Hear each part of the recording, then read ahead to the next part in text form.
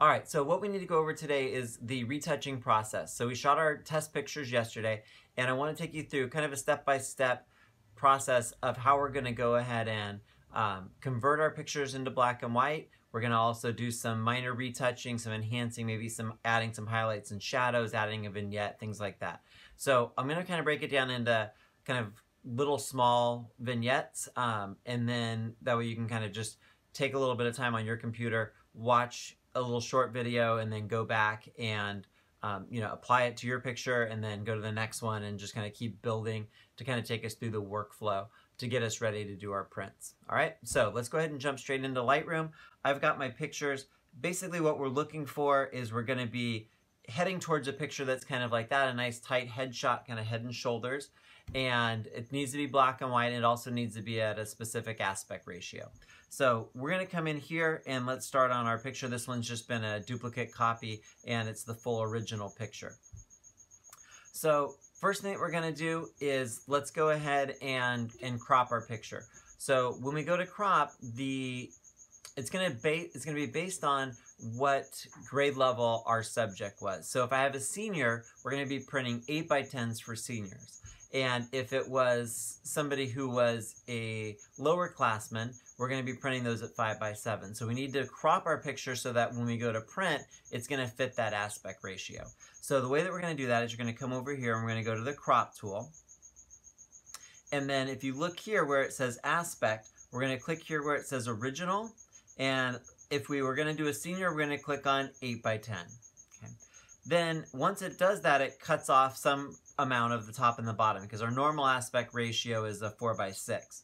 So we can just simply reposition, or if I wanted to come even tighter, I could then drag from one of these corners and bring it in a little bit tighter, but I don't think I'm going to need to do that.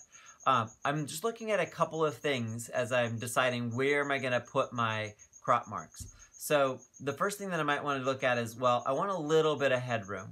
I'd like there to not cut off the top of the head. The other thing is where the eye position is. Now, ideally, we'd want to position the eyes at about a 1/3, but that's going to start to cut off the top of our head. So I'm going to cheat it down just a little bit so we get a little bit of head space, but keeping those eyes a little bit closer to the top if I can. So maybe about to there. And then I just click on the crop tool again, and that will apply. Okay. The other option is I can hit R on the keyboard. That's the keyboard shortcut for crop. And then if I needed to switch, let's say it wasn't a senior and I needed to instead do a 5x7, I'm going to click there. That changes my aspect ratio slightly. Now you notice it kept the height, but it moved in on the inside. So if I did want to give myself a little more headroom, I could come out here and drag those out to the outside until I've got it, framed up the way that I want. Okay. So I'm going to switch back to 8x10 because Alina is the senior, and I'll drag those corners back out. Okay. So now we've got our crop set. I'll hit return. So this, at least as I start to look at the picture, I'm only dealing with what parts of the image that I've got. Okay. So there's my 8x10. Then the first thing we might want to do is just a really quick color correction.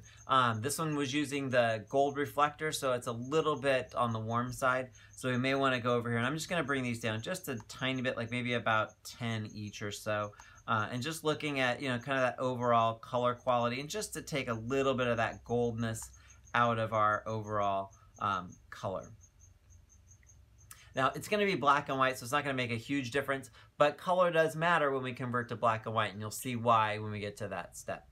So there we've got our basic color correction. We may want to also change the exposures a little bit. The highlights are a little bit bright in here, so I'm just going to go ahead and bring this down just a touch. What's going to end up happening, I just want to have good detail in there. When we go in and we start to convert into the black and white, and we're going to start looking at those skin tones, and we can brighten some of the oranges and the reds and the yellows. And so I want to do that, and I want to make sure that it doesn't blow out. So just by giving it a little bit of extra exposure, it's just going to make sure that we maintain some detail, some texture in those skin tones. Okay.